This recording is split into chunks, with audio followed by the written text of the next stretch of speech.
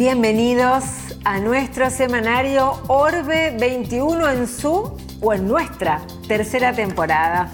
Bienvenido, Padre Jorge, ¿cómo estás? ¿Qué tal, Gaby? Muy bien, muy contento de empezar de vuelta. Realmente. Otro año.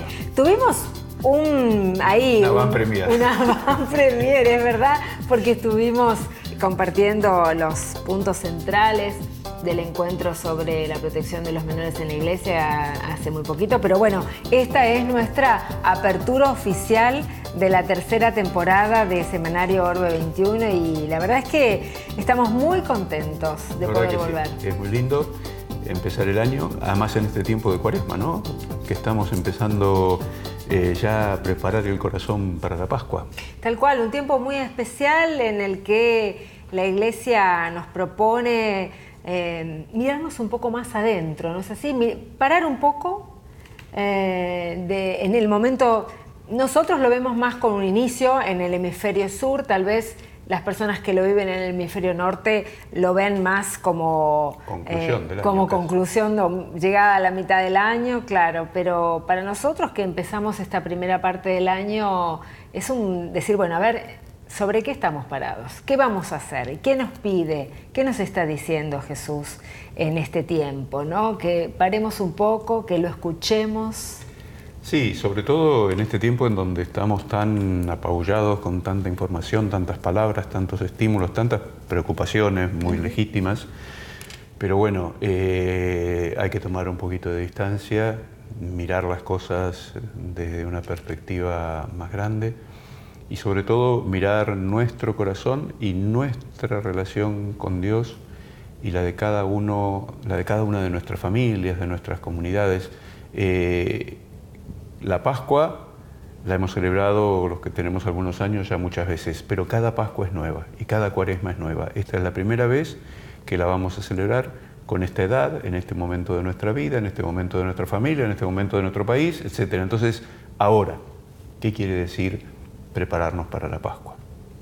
Hoy vamos a tener un programa muy lindo, esperamos tener una muy linda charla, invitamos a un teólogo argentino que está pensando mucho el tema de Laudato Si, ¿no? Está trabajando desde hace tiempo sobre este tema, es el padre José Carlos Camaño, y a propósito de ese tema también vamos a hablar de otras cuestiones, ¿no? Con él, así que esperamos que sea una linda charla y que podamos compartirla juntos. Vamos a hablar también de los 800 años de la presencia franciscana en Tierra Santa, justamente en este tiempo de Cuaresma, en este camino hacia la Pascua. Y hablando de eso, ¿qué les parece si escuchamos un poquito al Papa Francisco? ¿Qué nos quiere decir él en un tiempo como hoy, tiempo de Cuaresma?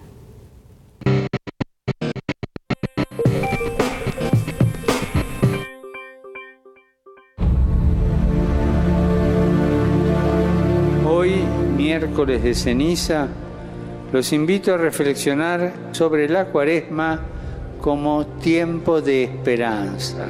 Al igual que el pueblo de Israel que sufrió la esclavitud de Egipto, cada uno de nosotros está llamado a hacer experiencia de liberación y a caminar por el desierto de la vida para llegar a la tierra prometida. Jesús nos abre el camino al cielo a través de su pasión, muerte y resurrección.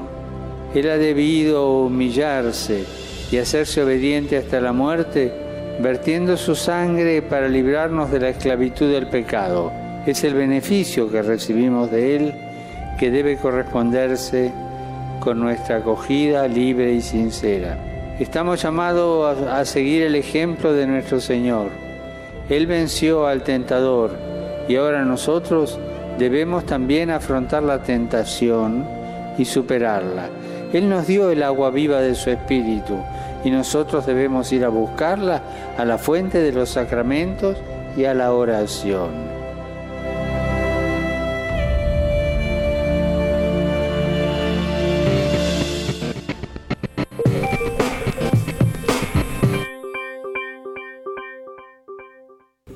Y en este nuestro primer programa queremos conversar de muchas cosas que nos interesan, abrir como un pantallazo general, ¿no?, de lo que este año también trae para nosotros. Y para eso hemos invitado al padre José Carlos Camaño. Él es profesor de teología de la Universidad Católica Argentina, profesor de filosofía de la Universidad de Buenos Aires y también presidente de la Sociedad Argentina de Teología. Así que bienvenido, padre. Bueno, gracias por la invitación. No, gracias por estar acá con nosotros. Y en principio nos surge o por lo menos a mí me surge la pregunta de saber, bueno, ¿qué es lo que hacen los teólogos, no? ¿A qué se dedica un teólogo? ¿Qué es lo más,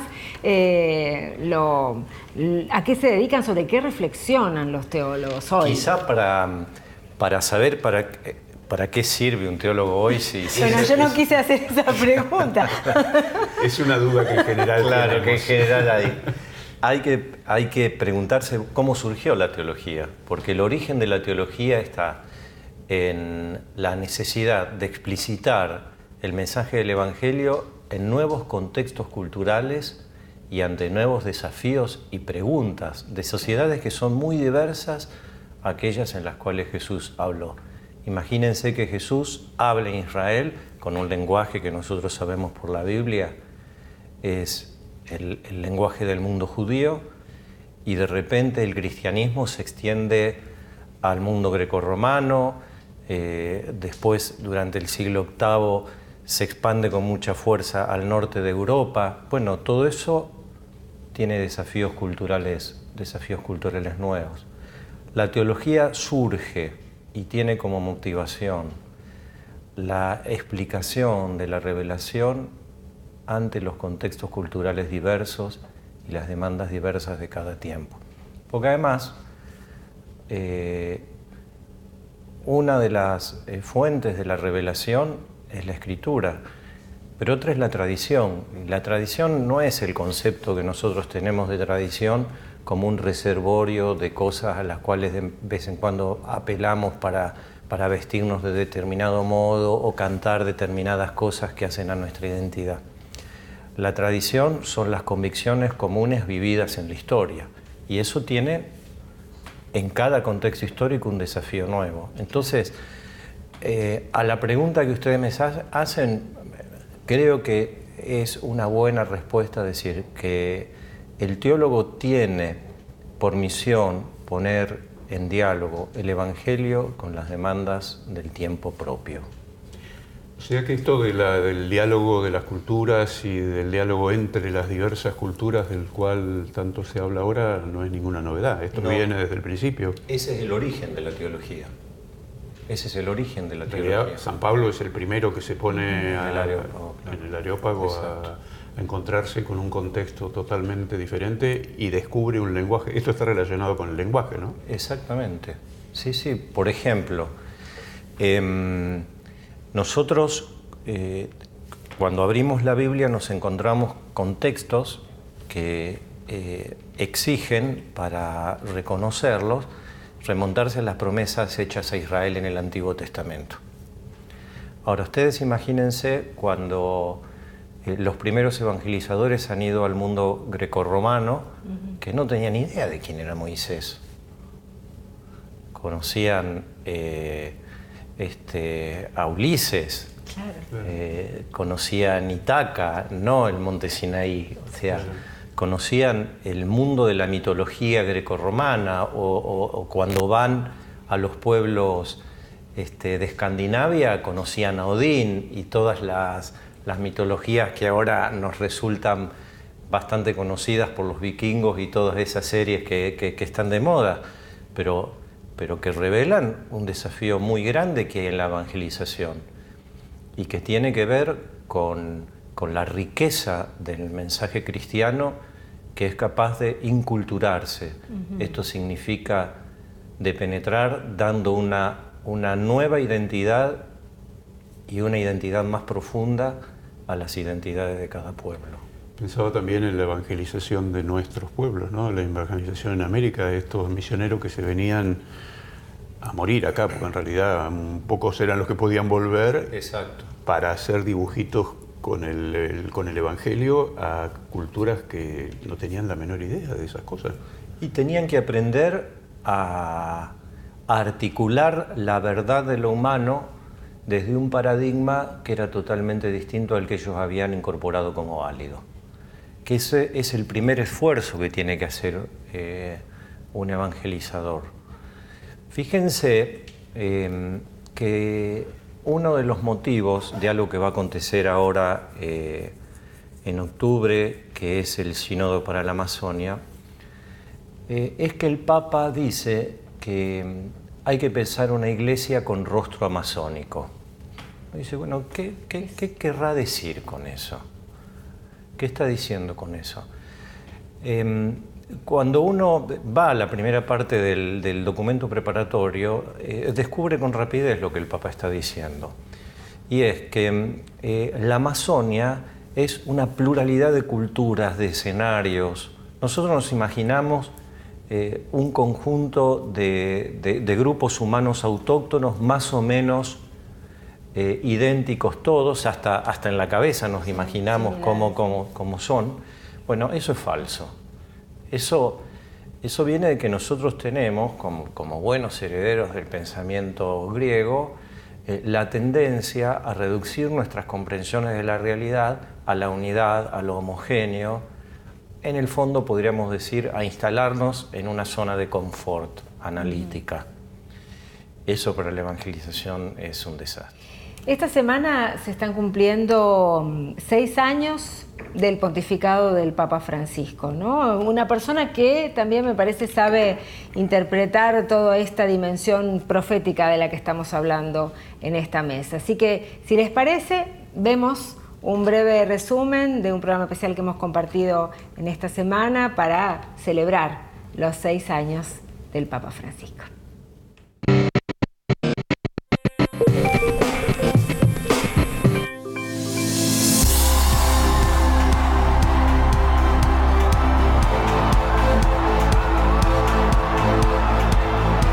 Era el mediodía casi de nosotros o pasado el mediodía, cuando empezó ese movimiento ya en los medios. Y en un primer momento me llaman por teléfono un canal de televisión y me dice, mire, padre, ya parece que la fumata es blanca. It looks like it's... I'm not sure. That's white smoke. Is that white smoke? And it seems to be... Well, it's grape. oh, you gotta be kidding me. It looks white. We have white smoke. Sembra bianca, sembra proprio bianca. Esa tarde yo estaba trabajando con un grupo de estudiantes de periodismo en la Universidad Nacional de Quilmes. Estábamos en Radio Nacional con el teólogo Francisco Canzani, con quien escribimos un libro. En ese momento estaba precisamente con la comunidad. Estaba en un consultorio médico. En ese momento estaba en la estampa, en Roma, de la Santa Sede, acreditada en el cónclave. Yo venía manejando por Avenida Directorio. Yo estaba en casa. A ver, yo estaba trabajando escribiendo una nota. Bueno, estaba a unas cuadras de la parroquia, me apuré para llegar, le avisé a los otros curas que estaban ahí y bueno, prendimos la televisión.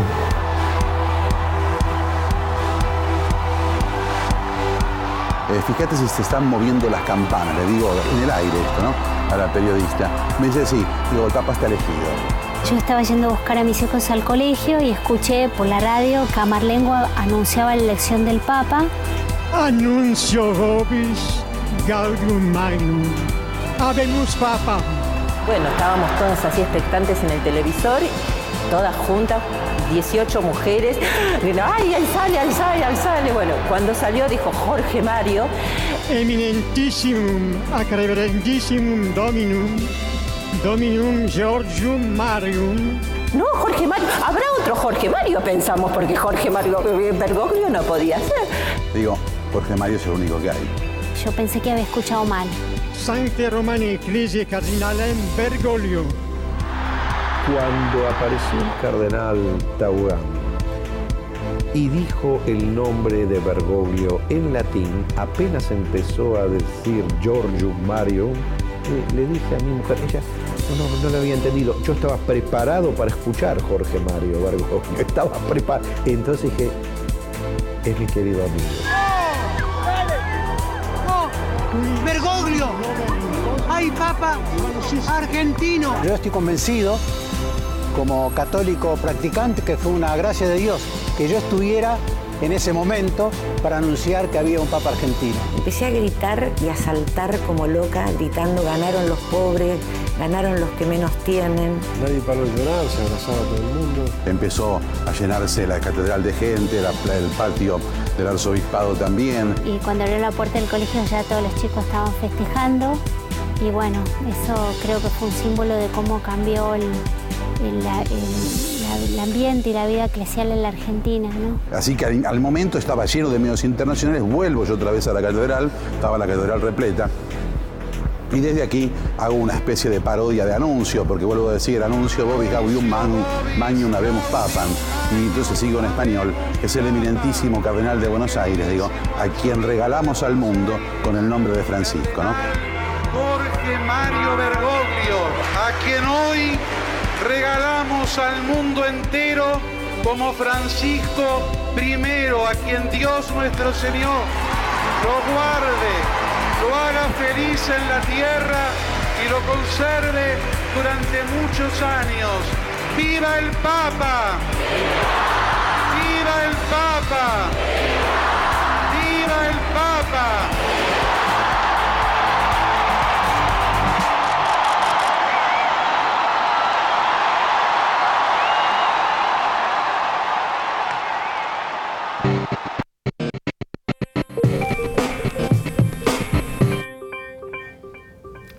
Qué increíble, ¿no? Seguramente ustedes se emocionaron, nosotros acá nos emocionamos de vuelta pensando qué estábamos haciendo también nosotros en ese momento cuando fue anunciado al mundo que el cardenal Jorge Mario Bergoglio era papa y después él anunció que se llamaba Francisco, ¿no? La verdad que fue una cosa impresionante. ¿Y vos qué estabas haciendo, padre, ya que estábamos preguntando? Estaba en la Facultad de Teología. Y estábamos justo, habíamos terminado de almorzar con el decano y el vicedecano y los empleados, así que nos fuimos todos a la oficina del decano a ver por internet qué pasaba. Claro. Y bueno, nos pasó lo que te pasó a todo el mundo. Porque cuando dijo Georgium, ¿viste? Cuando dijo Georgium, dije, bueno, Jorge, habrá, conozco unos cuantos Jorges, digo. Pero cuando dijo, como decía Marcela Mazzini, ¿no? Cuando dijo Marium, Jan, Marion, Jorge, Mario, tiene demasiado que ser él. Qué sí, increíble. En realidad, como estamos en la cultura de la imagen, creo que a todos nos impresionó recién cuando lo vimos salir al balcón. De blanco, sí. Ay, eso es lo que vale, ¿no?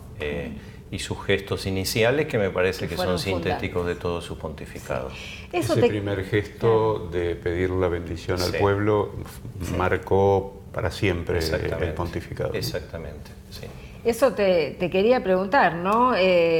Ya pasaron 6 años y esperemos que pasen unos cuantos más. ¿Qué te parece se va a decir del pontificado de Bergoglio, del Papa Bergoglio, cuando ya sea otra época, otro tiempo? Bueno, como todo acontecimiento, tiene varios niveles de interpretación. El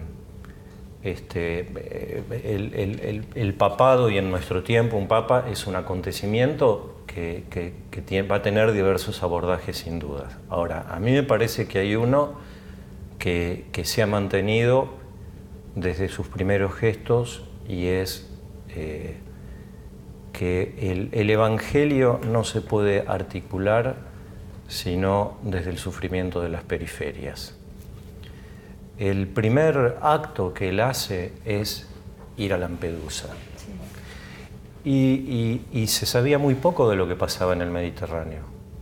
Toda esta historia del Mediterráneo como cementerio se visibiliza después del viaje de Francisco a Lampedusa. Ahora, lo de las periferias éticas, existenciales, económicas, yo diría como la nueva forma de articular aquello que el magisterio latinoamericano hablaba de opción preferencial por los pobres. Uno podría decir, esa opción preferencial encuentra una extensión en el nombre de periferia, no de sustitución, sino una extensión ampliada. Y ese a mí me parece que ha sido un elemento fundamental. Volvemos a algo que dije yo hace un rato, una iglesia con rostro amazónico. No, pero resulta que la periferia es un reservorio vital para la sobrevivencia del planeta. Claro. Pero sus habitantes son totalmente periféricos. Uno de los ejes del documento es escuchar su clamor. ¿Por qué? Porque evidentemente quienes quieren abordar el problema amazónico, como denuncia el Papa, con un criterio extractivista, no tienen ningún interés de escuchar a las periferias. Entonces me parece que tanto para valorarlo o para criticarlo, la noción de periferias, de opción por los pobres, de cercanía con los que sufren, va a ser la memoria articuladora de su pontificado. No sé si estás de acuerdo, pero me da la impresión que esto que decís de la periferia amplía la noción de pobreza de una visión socioeconómica, sociopolítica, económica, a algo mucho más grande, ¿no? La complejiza, ciertamente, la complejiza. Por eso yo decía, no la sustituye, porque indudablemente que el tema... ustedes saben que cuando Jesús anuncia el reino, pone para el reino dos destinatarios, que son los pobres y los pecadores.